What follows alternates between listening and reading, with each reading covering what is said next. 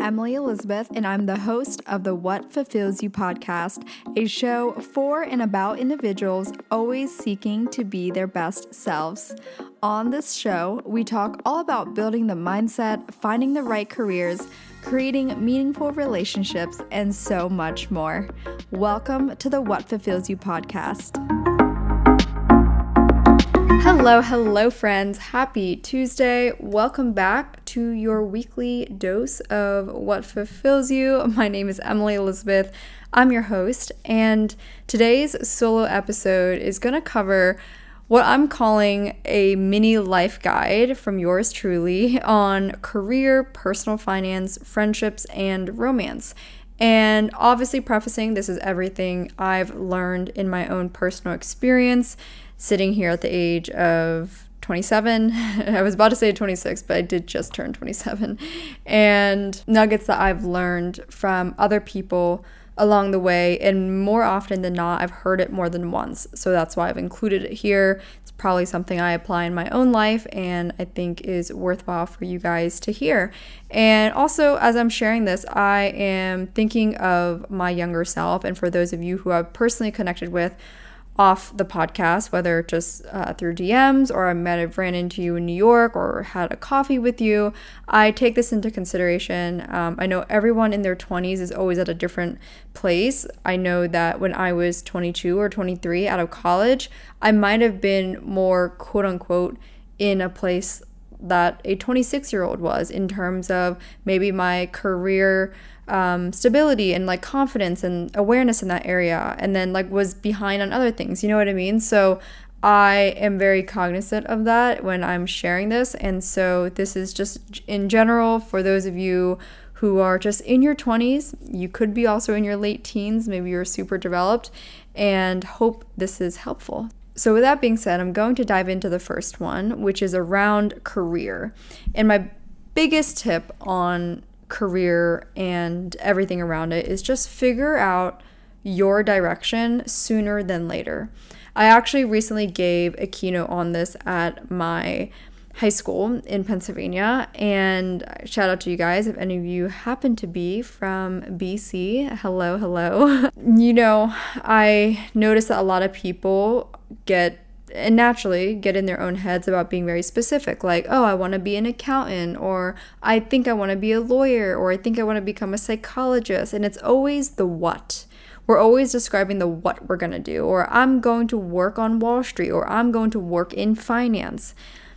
But sometimes that actually causes a lot of stress on us because we say these things and then we don't actually understand why we're saying these things. We don't understand why we want to go into accounting, right? So when I talk about direction, I really mean to, especially if you're in your early 20s, use this time to narrow down what you like and what you don't like. And this is often only found through trial and error. So if you're in college, you can do this through internships. You can do this through part-time jobs. I personally did that. I was coaching part-time the entire 4 years of college. I was also doing an internship my final year of college at a boutique marketing agency, which kind of plays a role in my own marketing agency today, but doing so allowed me to narrow down, okay, so I like fast pace. I knew I wanted remote, but I didn't like remote in that kind of industry.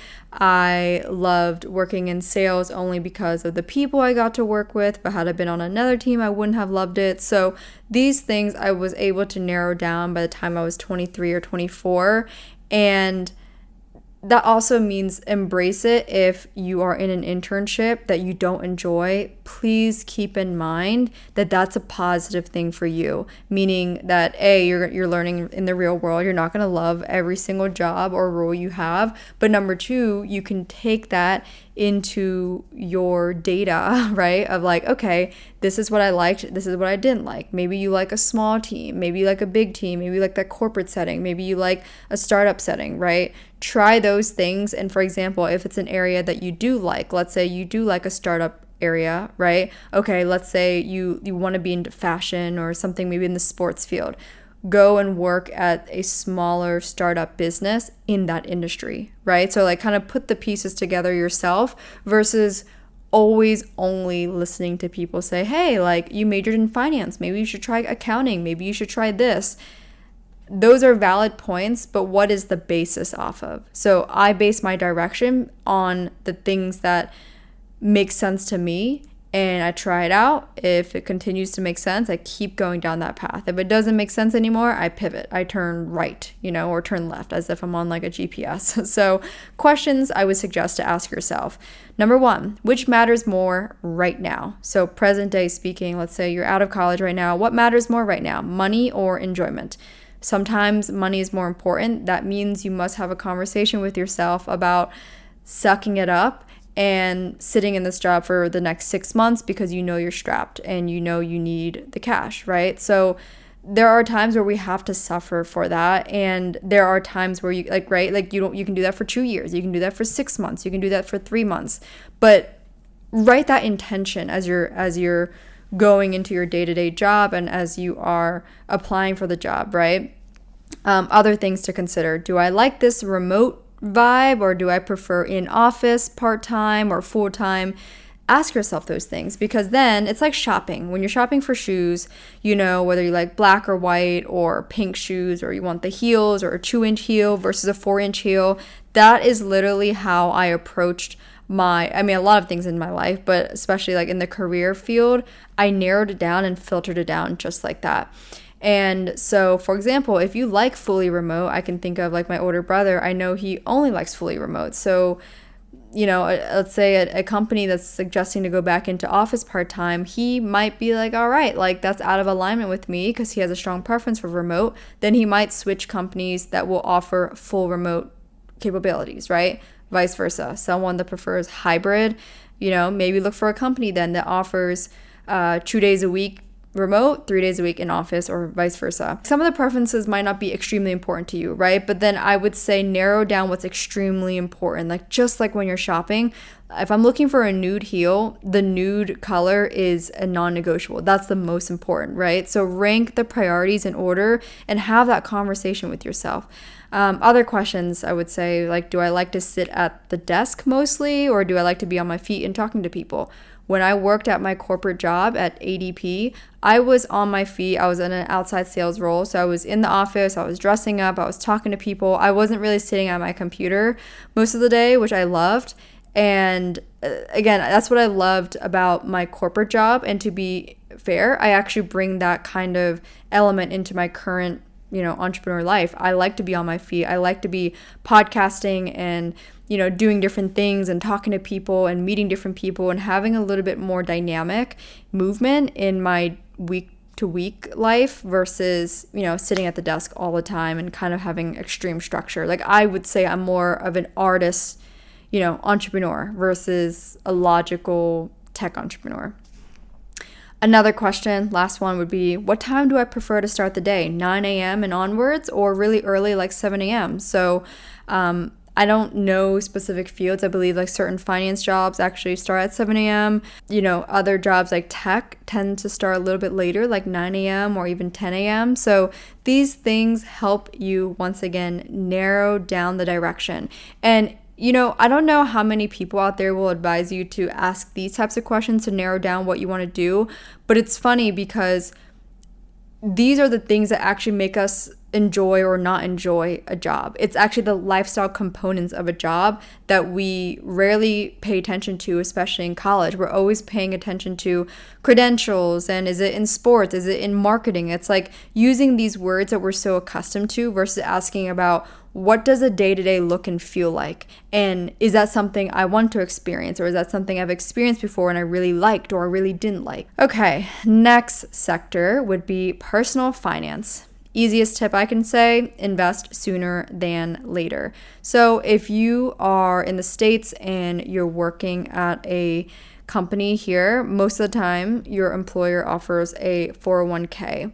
And my best advice is to max it out and take advantage of the employer match, okay? It is just, I'm not going to elaborate on it. I'm not an expert in personal finance, but I do know what has worked for me, and I will be a little braggy here and acknowledge that I do know a lot more than the average 20-some-year-old when it comes to personal finance and being savvy with money and spending and all of that. And so that leads me to my next point. If you have remaining money after, your salary and then putting that into your 401k and then putting into your savings and whatever, I would highly recommend to look into a Roth IRA, which you would start on your own. And once again, do your own research. I personally invest in index funds, and one of them is a target date index fund or target index fund, which is super simple because all you do is you select the year that you intend to retire by, a target date index fund. And I'm not going to go into details, but I will say I learned a lot from reading the book I Will Teach You to Be Rich by Ramit Sethi. He has been on various podcasts as well, and I really love his simple outline and guideline on how you can just kickstart your personal finance and get yourself into a better position for wealth building. 100% recommend this book. Once again, that's I Will Teach You to Be Rich by Ramit Sethi. He also shared in that book that I read, and I believe I read this 2 or 3 years ago, so I took a lot of this advice, but he mentioned high yield savings accounts. And so that's exactly what I did. I took my old savings account from Wells Fargo and I moved it into a Capital One high yield savings account. In high yield savings, the difference in a normal or regular basic savings account is that high yield, in simple terms, actually pays you interest for having the money in there, right? So I believe mine from Capital One right now is 5% APY. So just, again, look into it, do your own research. I'm just plugging things for you to, write down on your iPhone or Google this at your own. But an easier, once again, guideline is from the book I Will Teach You to Be Rich. And I wish I could be getting, credit for promoting his book. But I really find that if you're a beginner or you're novice at this, look into that book. Other things I can share on the personal savings side, I wouldn't do more than 3x or like 3 months of cost of living in my savings. So for example, if my cost of living in total was $3,000 a month, I would not put more than technically $9,000, but I just wouldn't put more than $10,000 in cash in my high yield savings because it's just pointless. I could be growing that money and therefore I would cut it off at, let's say 9,000, and I would put the rest in long-term investments. And, it's this cash, this runway is meant to be just a nice cushion for if anything happens. It's important to have. It does take a while to build. So figure out the best formula for you on like what percentage of your income you're going to put in to this high yield savings and how you can grow it over time. Lastly, on personal finance, learn how to be savvy with credit cards, especially if you have zero personal debt and you're reliable with maxing out on points, cash back, things like that. Personally, I would recommend looking into the different Chase cards, and if you're super savvy, then Amex is great. I will be transparent. I use an Amex business card. It's a platinum business card, and so I use that for my business expenses, obviously like business dinners and meals, things like that. And that card specifically is super savvy for traveling, and I obviously travel a lot, so that's a really great benefit for me. For a card, when it comes to just cash back, I love just a simple Apple MasterCard. It's super easy. Pretty sure you can apply from your Apple wallet. A beginner's card, like the Amazon Prime Visa, is really nice, especially if you spend a lot on Amazon or Whole Foods. I know that also has zero international fee, so that's one of the things I loved about that card when I started traveling in my earlier years. I believe the Apple MasterCard also has zero international fee. Just becoming savvy with it. I'm not saying to have a bunch, okay? But like if you really are already pretty savvy, then it's time to upgrade to better credit cards, because you could just be getting a lot more for your money and for the points than just using the same credit card for the same purchases. But then again, if it's overwhelming for you to separate the cards and like how you spend it, then it's probably better to use only one card. But I'll say this too. I also actually use a credit card from BILT, BILT, to pay rent. I told this on a separate episode before, but with this card, it's super savvy because I actually don't use any credit per se to pay for my rent. It's actually just directly connected to an account. So it pulls out the cash like it would for a debit card. So that for me is a really nice perk. And so, yeah, I'm not going to explain how BILT card works, but I am not paying technically on a credit card. I'm technically paying still through my bank account, but it's processed quote unquote through the credit card, which enables me to earn points, especially for travel. Into the third one, which is friendships. My biggest tip on this one, I've definitely had my own different ups and downs in friendships and losses, and I wouldn't say losses, but rather just friendships that fade, which is very natural in your 20s, right? But biggest thing I can say is invest in them. My longest friendship, I would say, is probably with my middle school best friend. We'll talk like once a year, but she recently had a baby, and so we're in different phases of life, but we've been friends since we were 12, and just watering throughout the years, messaging, audio notes, things like that has really watered the friendship. I would say with other friendships, it's just I'm very adamant about reaching out, FaceTiming, giving them a call, telling them I'm thinking of them. I do that frequently. I'm not afraid to be the first one to say so. And I know that sometimes I've heard people say they're afraid to be the one that invests more or makes the first move or whatever. Just remember, you guys, you will always be gaining when you're the one taking initiative, right? You can leave non-aligned friendships if they no longer align. I remember I had a friend from college who was older than me and, just jealous of me as well in certain ways that I never could quite understand, except recognizing that it's just an insecurity that is not my responsibility to resolve. And, to no surprise, this person is no longer friends with any of our mutual friends either.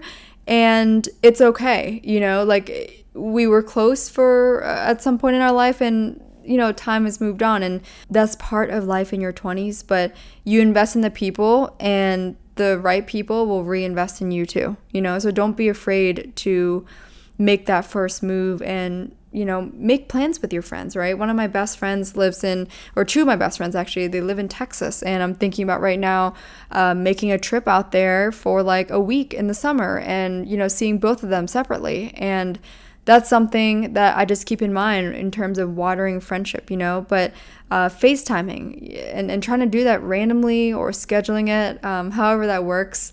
It's crazy how just being able to digitally connect can make you feel so close to these people. So just invest in the people that you really love and cherish, and also don't be afraid to step away if the people or the person just no longer fits in your life. My last tidbit will be on romance. My favorite piece of advice or statement I heard when I was really young, I was in college in my sorority, I was a junior, and I remember this girl, her name is Summer. It was like the senior send-off where the seniors in the sorority are like saying their words of wisdom and all that. And I will never forget when this girl, she, is giving her spiel, and she said, her mom always said this to her when she was young, and she would tell this to us: if he wants to be with you, he will be with you. And I would never forget like the smirk on my face, and then just seeing how everyone just, in the room just got really loud and like blew up and was like cheering, and everyone was clapping. And I fucking love that. Like seeing and feeling females just really back each other up on that one. And, we've all been there in terms of different guys that didn't give us the right time and energy and all of that. And so, I remember looking back at the beginning of my current relationship, he was very adamant about not wanting to do long distance. He actually told me, he said, I'm never going to do long distance. That's just like a hard rule for me. And I was like, okay. I look back and I'm grateful that I've been able to mature to that point and at that point, but it didn't make me feel any type of way. I've never been afraid to give my all for something that I'm interested in. And at the same time, I've never been afraid to walk away. And it's a power move, and it's also kind of, I don't want to say a curse, but just part of who I am, in the sense that I can be kind of ruthless like that. So, if a guy doesn't want to continue something with me because he claims that long distance is too hard, you know what? That's not true. I mean, it's like that's the reason he's going to externally say, but there's other reasons. There's other insecurities, right? There's other there's going to be a multitude of things, and that is not my problem. That's not my problem to solve. And I've always been the type of person like to leave it all on the table. So for me, even after he said that, I wasn't afraid to come back to Medellin, and I spent the summer there.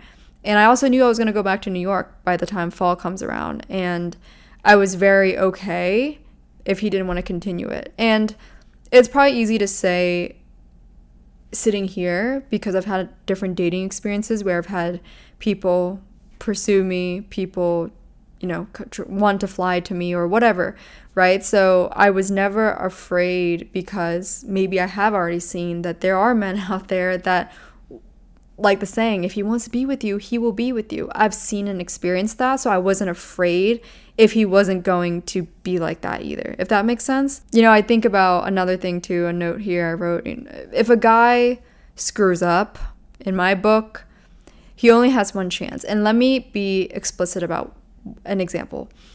I remember I was talking to a guy years back, and I think at the time that was probably a love bombing experience, and could only say that in retrospect, but I liked him a lot. And long story short, I remember we had seen each other. It was like a Friday or something, and then the next day was a Saturday, and we had plans to get lunch.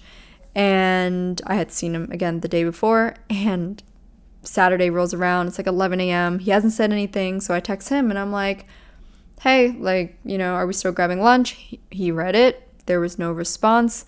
And I was younger, and I was just like, oh, I was a little hurt by that. And so I followed up, actually. I followed up a couple hours later, and I was like, hey, are we still grabbing lunch? And I just remember it impacted me emotionally so much. I don't know why. I was just so stunned, I think, by all that love and affection I had gone in, a span of probably like 2 months. And then suddenly, boom, just evaporated. I was really stunned. And at the time, I wasn't living in New York yet, but I was visiting New York. And I was about to move to New York in 3 weeks. So the next day I flew back to LA, which was, my schedule. And then I moved to New York. I arrived, and I remember I was still thinking about him. I felt really unresolved. I also felt a feeling that he would return somehow. And I decided, because I couldn't keep dealing with that feeling, I decided to text him. And I also had the conversation with myself that this would be the last time I would text him. So I texted him, and I was, again, knowing that, hey, if he doesn't respond, leave it in the past. He's done for good. This is what I mean by, if he fucks up, he only has one chance. That's his last shot. So that was his last shot. I texted him, a month later. I'm just like, hey, how are you doing? How have things been? Very simple, very straightforward. He read it, because he has read receipts on, and then no response. So that was September of 2021. I was like, all right, thank you. I have my closure. That was my own closure. Lo and behold, I think 9 months later, he texts me.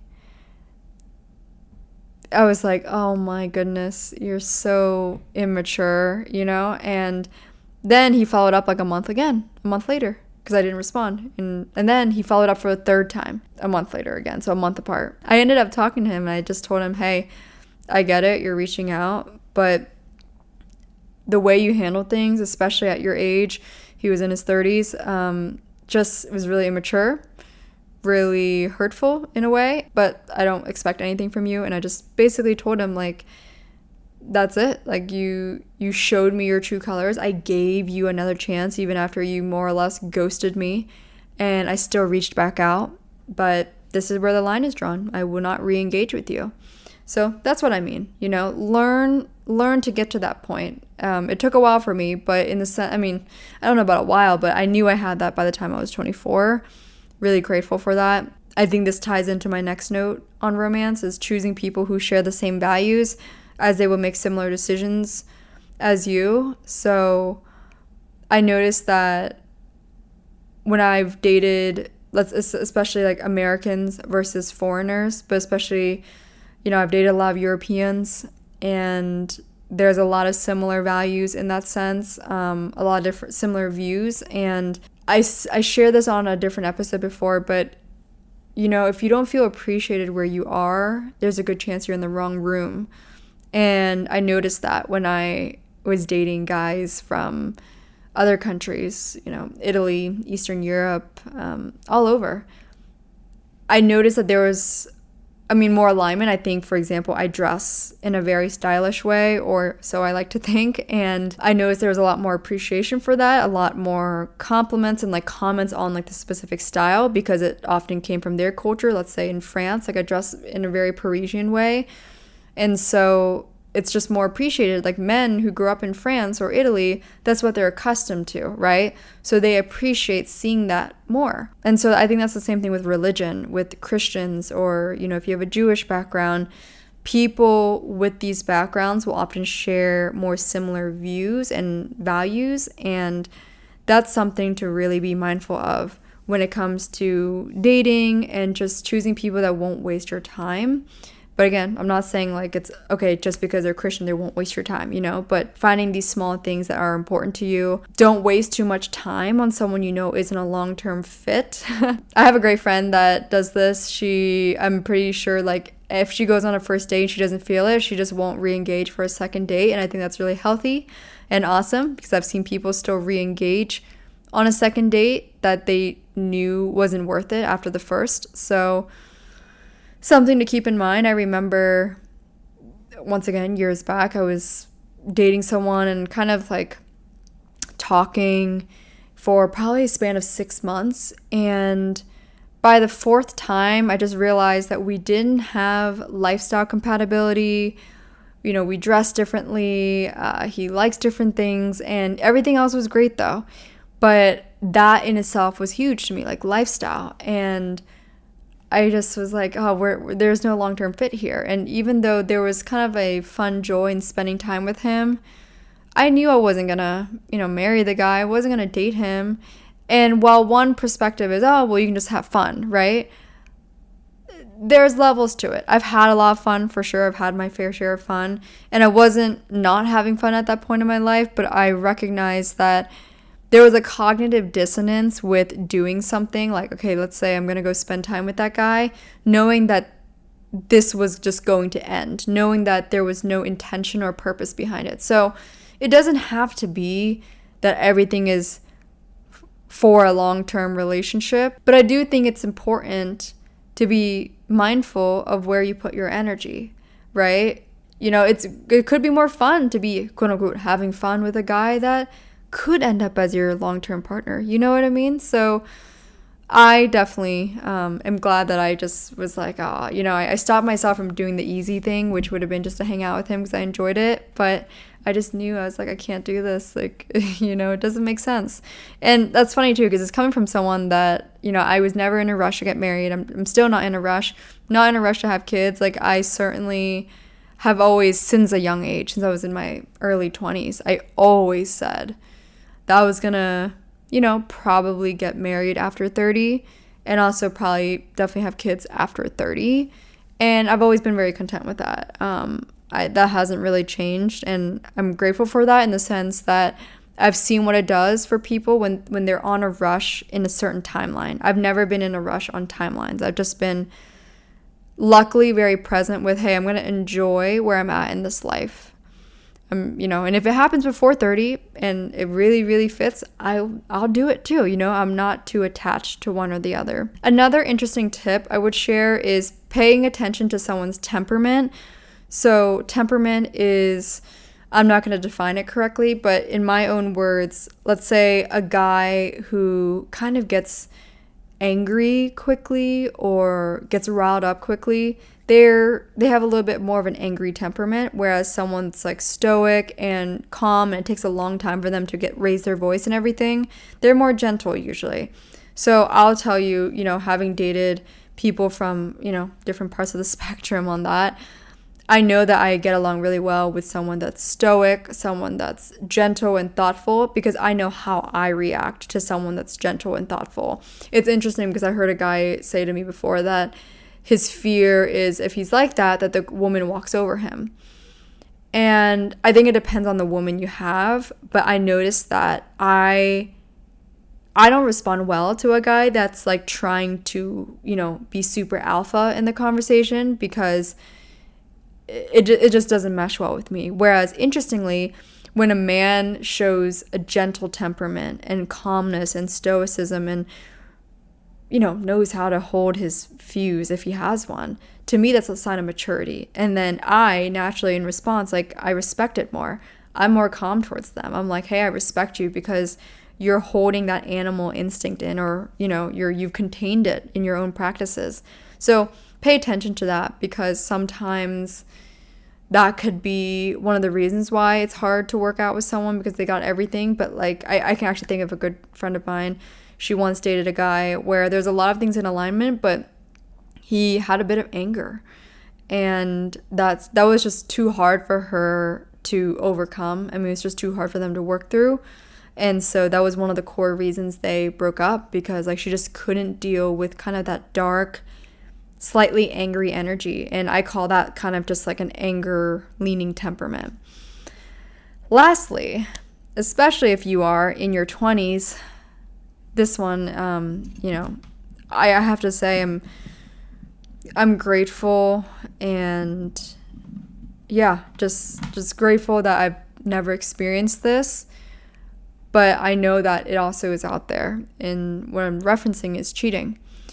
And I've been very lucky. I don't know how, in what way, and what specifically shaped me in this way, but I've always been extremely black and white with having fun and dating around, doing my thing, and then being in a relationship.